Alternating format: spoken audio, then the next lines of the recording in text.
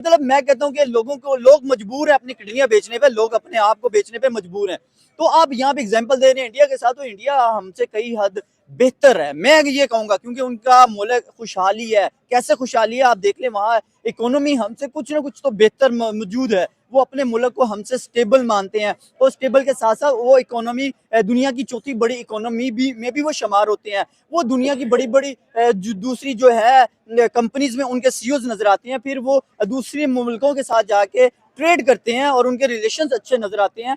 और साथ साथ वो दूसरे मुल्कों के साथ अपने ताल्लुकात बेहतर करने के साथ G20 की मीटिंग कंडक्ट करते हैं, उनके साथ रिलेशंस बेहतर करते हैं। तो कहीं ना कहीं हमें ये तमाम चीजें जो है वो अपनी तरफ से डाउनफॉल का शिकार नजर आती है। ना तो हमारे रिलेशन अपने नेबर के साथ अच्छे हैं, ना हम अपने किसी अच्छे मतलब अपने हमसाये के साथ जो है वो ट्रेड करते नजर आते हैं। ना तो हम अफगानिस्तान के साथ ट्रेड करते नजर आते हैं, ना हम इंडिया के साथ ट्रेड करते नजर आते हैं, ना ईरान से ट्रेड करते नजर आते हैं। तो डेफिनेटली जब हम इस बात या इस मौजू पे बात करेंगे, भाई 2025 में हमने क्या किया, हमने तो भाई सिर्फ और सिर्फ खसारा किया, और खसारे के सिवा हमने कुछ नहीं पाया। यकीन करें कि 2025 हमारे लिए तो एक हिसाब से बैड लक ही साबित हुआ।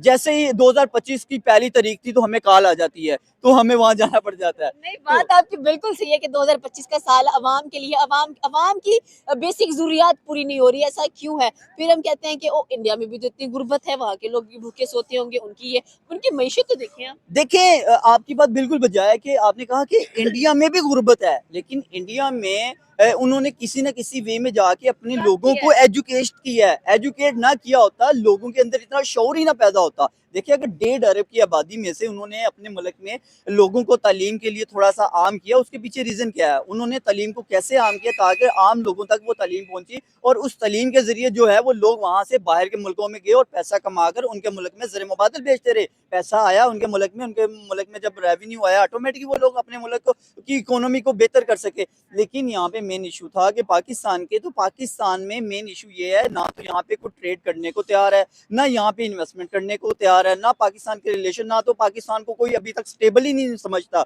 इलेक्शन से पहले भी पाकिस्तान को ये समझते थे कि ये अनस्टेबल है, अभी भी लोग यही समझते हैं ये अनस्टेबल है। कोई मुल्क, अगर एक मुल्क ही अनस्टेबल हो, वहां जाकर इन्वेस्टमेंट क्यों करेगा? मेरी बात सुने, मैं अगर पैसा लगाना चाहूंगा तो मैं किसी एक फायदेमंद कंपनी में लगाना चाहूंगा, ना कि किसी नुकसानदेह कंपनी में लगाना चाहूंगा, जहां मुझे पता है कि अभी ये कंपनी रनिंग में भी नहीं है और एक न्यू कंपनी है, उसको भी स्टेबल होने में टाइम लगेगा, कोई इन्वेस्टमेंट नहीं करेगा वहां। तो डेफिनेटली पाकिस्तान में कौन आएगा, पाकिस्तान में कौन में इन्वेस्टमेंट करेगा? तो हमारे जो हालात है ना, वो इस टाइम बहुत ज्यादा बदहाली का शिकार है। अभी पाकिस्तान में लोग एक रोटी पानी, रोटी के लिए, रोटी कपड़ा मकान के लिए रोते नजर आ रहे हैं। तो आप बेसिक